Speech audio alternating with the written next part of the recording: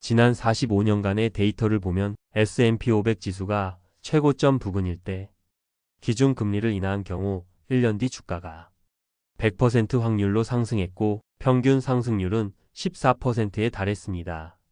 역시 금리 인하는 S&P 500 투자자에게 축복이구나 생각하셨나요? 하지만 바로 이 믿음 때문에 많은 분들이 은퇴 후 후회의 눈물을 흘릴 수 있다는 사실 알고 계셨습니까?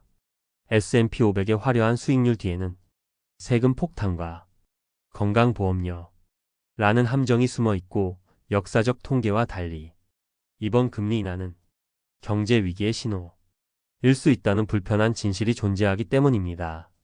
이 영상을 끝까지 보시면 금리 인하는 주가 상승, 공식이 왜 위험한지, 월배당 ETF가 은퇴자에게 어떻게 독이 될 수 있는지, 그리고 이 모든 함정을 피해 자산을 안전하게 불려나갈 3가지 현실적인 전략을 확실하게 알게 되실 겁니다. 첫 번째, 우리는 금리 인하라는 달콤한 착각부터 깨야 합니다. 한 경제 분석 보고서에 따르면 현재 시장은 금리 인하 사이클의 후반부에 있으며 이는 경기 부양을 위한 조정이 아닌 본격적인 경제 위기의 전조일 수 있다고 경고합니다. 실제로 시장의 속마음을 보여주는 공포탐욕 지수는 S&P 500 지수와 반대로 고점이 계속 낮아지는 하락 다이버전스를 보이고 있습니다. 주가는 오르는데 투자자들의 마음은 점점 불안해하고 있다는 명백한 신호입니다. 심지어 금리 고점 이후의 수익률을 보면 S&P 500보다 안전자산인 금이 더 높은 성과를 기록했습니다.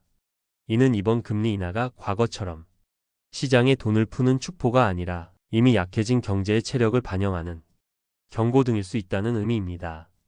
이런 상황에서 맹목적으로 금리 내리니 주식 사자 곧 뛰어드는 것은 정말 위험할 수 있습니다.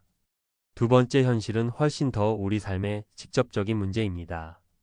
바로 월배당의 꿈이 세금과 건보료라는 악몽이 되는 현실입니다. 한국경제신문의 기사를 보면 한 60대 투자자분이 이렇게 토로하셨습니다. 배당 ETF에 돈 넣었는데 세금 폭탄에 건보료까지 덧대가니 남는 게 없다. 여러분, 이게 남의 이야기가 아닙니다. 현행법상 연간 이자와 배당 소득을 합쳐서 2천만 원이 넘어가면 다른 소득과 합산해서 최대 49.5%의 세금을 내는 금융소득 종합과세 대상이 됩니다.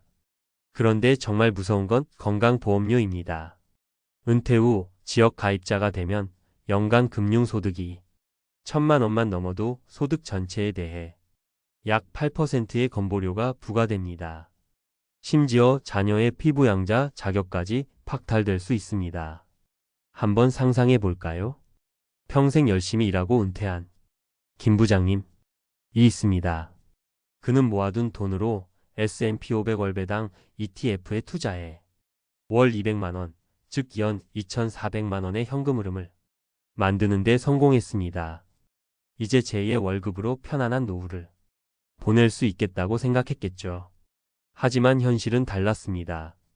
연 2천만 원을 넘겼기에 종합과세 대상자가 되고 1,000만 원을 넘었기에 자녀의 직장 건강보험 밑에 있던 피부양자 자격이 사라졌습니다. 결국 그는 별도의 지역 건보료 고지서를 받게 됩니다. 꿈에 그리던 제2의 월급이 제2의 세금 고지서가 되어버린 순간입니다. 자, 지금까지 우리는 S&P 500을 둘러싼 2가지 불편한 진실을 마주했습니다. 시장 전체의 위험과 우리에게만 적용되는 세금 제도라는 현실이죠. 하지만 지금부터가 진짜 중요합니다. 절망하라고 이 말씀을 드리는 게 아닙니다. 이 함정들을 피해 갈 현명한 방법이 분명히 존재하기 때문입니다. 모든 경우에 세금 폭탄이 터지는 것은 아닙니다. 실제로 한 투자자의 후기를 보니 그는 연간 약 2,570만 원의 배당금을 받았지만 실제 종합소득세는 약 91만 원에 그쳤다고 합니다. 만약 15.4% 분리과세였다면 400만 원이 넘는 세금을 냈어야 했는데 말이죠. 추가된 월 건강보험료는 약 5만 5천 원 수준이었습니다. 물론 부담이지만 폭탄이라는 말처럼 감당 못할 수준은 아니었던 겁니다. 이 사례가 우리에게 주는 교훈은 명확합니다. 막연히 공포에 떨 게 아니라 제도를 정확히 이해하고 내 소득 구간에 맞는 세금과 비용을 예측하고 관리하는 것이 핵심이라는 사실입니다. 다만 그분은 중요한 주의사항도 함께 알려주셨습니다. 금융소득 종합과세자가 되면 ISA 같은 절세 계좌에 새로 가입하는 것이 제한된다는 점이죠. 그렇다면 이제 당신을 위한 3단계 자산 방어 전략을 구체적으로 말씀드리겠습니다. 첫 번째 전략은 배당이 아닌 양도 차익으로 현금 흐름을 만드는 겁니다. SCHD나 제피처럼 배당을 많이 주는 ETF 대신 S&P 500을 추종하는 VOO나 나스닥 100을 추종하는 QQQ 같은 성장형 ETF에 투자하는 겁니다. 그리고 매달 생활비가 필요할 때마다 그만큼만 팔아서 쓰는 거죠. 해외 주식 양도 차익은 1년에 250만 원까지는 세금이 없고 초과하는 금액에 대해서는 22% 단일세율로 분리과세됩니다. 금융소득 종합과세와 건강보험료 이슈에서 완전히 자유로워지는 가장 확실한 방법입니다. S&P 500의 10년 연평균 수익률이 11%가 넘는다는 걸 감안하면 배당 없이도 자산을 키우고 필요할 때 빼서 쓰는 전략은 충분히 현실적입니다. 두 번째 전략은 절세 맞는 계좌 ISA를 200% 활용하는 것입니다. ISA 계좌는 1년에 2천만 원까지 넣을 수 있는데 이 안에서 발생한 모든 이익과 손실을 합산해서 순이익에 대해서만 세금을 매깁니다. 심지어 그 순이익 중 최대 400만 원까지는 비과세, 그걸 넘는 금액은 9.9%의 낮은 세율로 분리과세됩니다.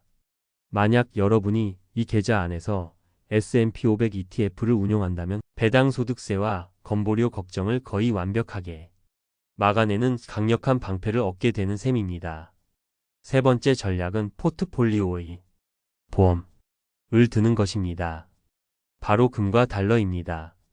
전체 자산의 5%에서 10% 정도는 주식과 반대로 움직이는 경향이 있는 실물 안전 자산으로 배분해야 합니다. 앞서 말씀드렸죠? 이번 금리 인상 사이클의 고점 이후 S&P 500의 수익률을 앞선 것은 다름 아닌 금이었습니다.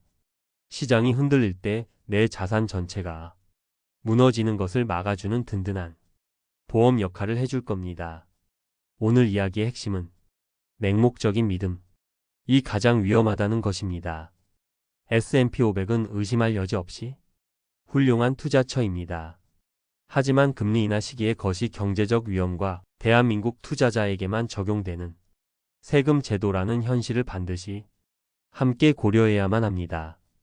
두려워할 필요는 없습니다. 제대로 알고 준비하면 세금 폭탄은 관리 가능한 비용이 되고 시장의 조정은 새로운 기회의 문이 될 수 있습니다. 여러분 앞에 놓인 그 벽은 여러분이 오를 수 있는 계단이 될 겁니다. 지금 당장 여러분의 연간 이자, 배당 소득이 얼마인지 한번 확인해 보십시오. 그리고 아직 ISA나 연금저축 계좌가 없다면 이번 주말에 꼭 하나 만들어 보시길 바랍니다. 이 작은 실천이 10년 뒤 여러분의 노후를 바꿀 겁니다.